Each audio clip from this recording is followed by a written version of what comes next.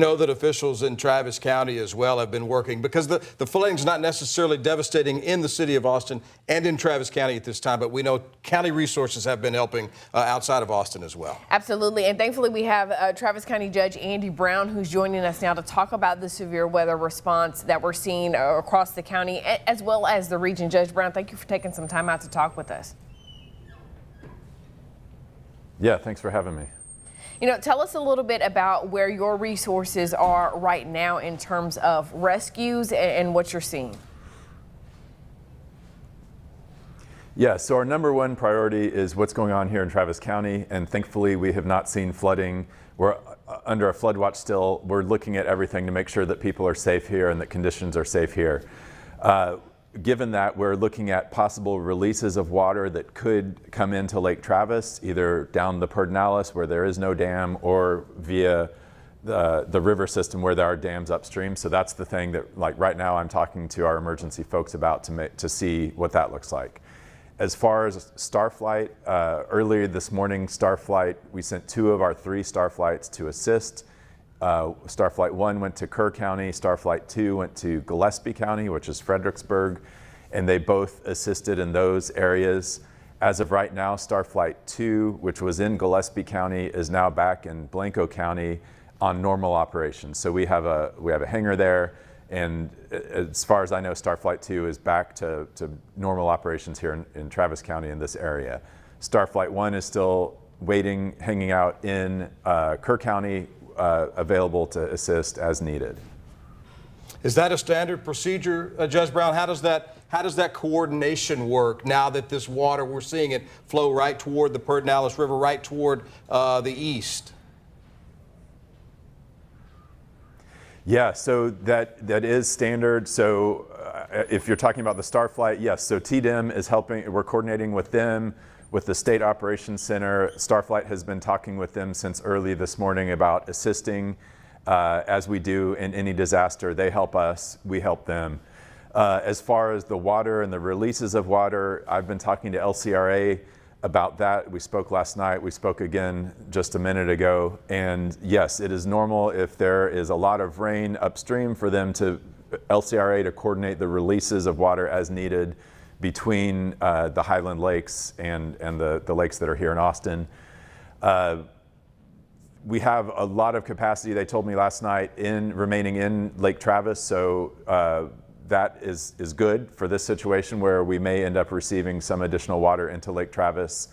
But yes, it is a normal procedure for them for the LCR to coordinate on releases. The other piece of it is there is some hydroelectric power that is derived by LCRA between the lakes as water passes through that is not, I don't think, considered a release in the way I'm talking about here, but they can let some water through to generate hydroelectric power to help, kind of pre-position water in the lakes is my understanding. And so if things get to a point where they need to release more, that's when they would actually open a floodgate and release larger quantities of water.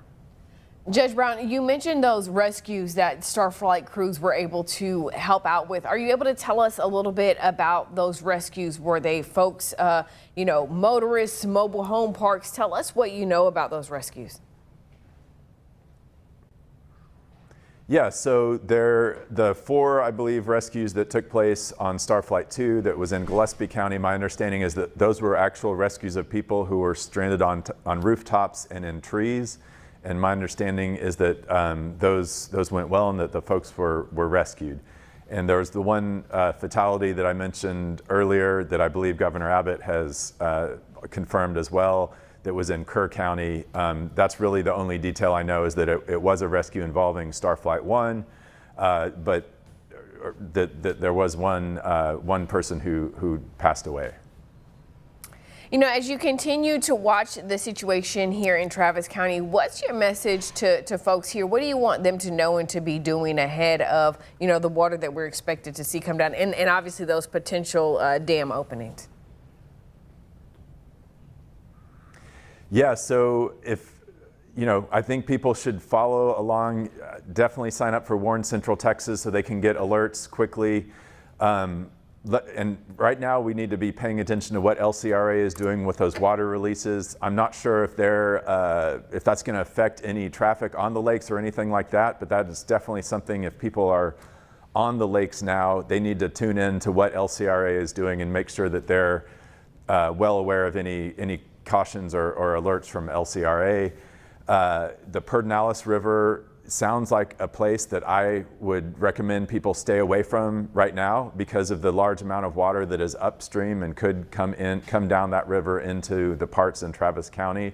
So I would exercise caution around the Pedernales River and around Lake Travis where the Pedernales River comes into the lake. I'm trying to learn more from LCRA about exactly what that looks like right now, but that's kind of the area in the county that we are watching extra carefully.